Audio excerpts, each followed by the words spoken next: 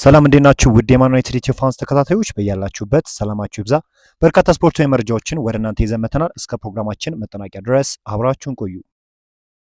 ዮሹዋ ዘርክሲ በጥሩ የዝውውር መስኮት ከማንቸስተር ዩናይትድ ጋር የመለያየት እድል እንደሌለው ተነግሯል።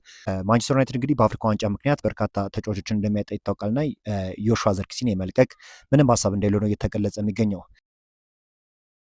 በዚህ የውድድር ዓመት እንግዲህ በማንቸስተር ዩናይትድ ቤት የጉዳት ሪከርዶች እጅጉን መቀነሱ ተስተውሎባቸዋል። በአምናው የውድድር ዓመት 2024/25 የክለቡ በርካታ ተጫዋቾች በጉዳት ምክንያት ለክለባቸው በቅባቸውን ግልጋሎት አለመስጠታቸው የሚታወስ እውነታ ነው። ለዚህም በዘንድሮ የውድድር ዓመት ክለቡ ምን አይነት ተግባራዊ ለውጥ ቢያከናውን በዚህ መልኩ ጉዳቶችን ሊቀንስ የቻሉት የሚለው በብዙዎች ዘንድ ጥያቄ አስነስቷል። እውቁ ዘጋቢ ሳሙኤል ሉካስ ታገኘት ባለው መረጃ የቀድሞ የክለቡ አሰልጣኝ ኤሪክ ቴን ሃግ በብዙ ተጫዋቾች የሚወቀሱበት አንዱ ምክንያት ይኸውም ከጉዳት ጋር የተያዘ እንደሆነ ዘጋቢው ይገልጻል። አሰልጣኙ በልምምድ ላይ ስሜትን የቀላቀለና ለግጭቶች የሚጋብዝ እንዲሁም ለጉዳት የሚያጋልጡ ልምምዶችን ሲያሰሯቸው እንደነበር ዘጋቢው አገኘት ባለው መረጃም ጠቁመዋል። የቀድሞ የማንቸስተር ዩናይትድ የቀኝ መስመር ተከላካይ ፖል ፓርከር ሰነ ላመንስ በተመለከተ ሀሳቡን አጋርቷል። እርሱ ጥሩ ነበር ያለው ፓርከር በጣም ጥሩ ነው፣ እጅግ በጣም ጥሩ ነው፣ ከኦናና አንጻር ማስተያየት ይቻላል ብሏል። ሆኖም ግን ብዙ ሰዎች ስለ ላመንስ እያወሩ አይደለም፣ ይህም የሚያሳየው ጥሩ እየሰራ እንደሆነ ነው ሲል ነው የተናገረው። አንድሬ ኦናና በውሰት ውል የግዢ አማራጭ የተካተተ ባለመሆኑ በ2026 ክረምት ላይ ወደ ዩናይትድ ይመለሳል። ይሁን እንጂ ማንቸስተር ዩናይትድ በላመንስ ደስተኛ ከመሆኑ አንጻር ኦናና ይለቃል ተብሎ እንደሚጠበቅ ፋብሪዚዮ ሮማኖ ዘግበዋል። ራስመስ ሆይሉንድ ወደ ማንቸስተር ዩናይትድ የሚመለስበት ምንም አይነት እድል እንደሌለም ነው እንግዲህ ፋብሪዚዮ ሮማኖ የገለጸው። በናፖሊ ቤት ጥሩ የሚባል ጊዜን እያሳለፈ ነው። ነገር ግን ማንቸስተር ዩናይትዶች ፈጽሞ ከዚህ በኋላ ተጫዋቹን ለመመለስ ምንም አይነት ሀሳብ እንደሌላቸው እየተገለጸ ይገኛል። አሰልጣኝ ሩበን አሞሪም በተለይም የፊት መስመሩ ላይ የቤንያሚን ሼሽኮ መጉዳትን ተከትሎ የፈጠረውን ክፍተት ለመሙላት ሜሰን ማውንትን እንደ መፍትሄ እያሰበ ይገኛል ተብሏል። በተለይም ሜሰን ማውንት በሊጉ ጅማሩ ላይ ከኩኛና ኢምቦሞ ጋር ከፊት ጥሩ ጥምረት ማሳየቱን የሩበን አሞሪም ትልቅ ቦታ እንዲሰጠው ማድረጉ ተገልጿል። በዚህ ምክንያት በኤቨርቶን ጨዋታ ሜሰን ማውንት በቋሚነት ከኩኛና ኢምቦሞ ጋር ተጣምሮ የመልከታችን እድል የሰፋ እንደሆነ እየተገለጸ ይገኛል።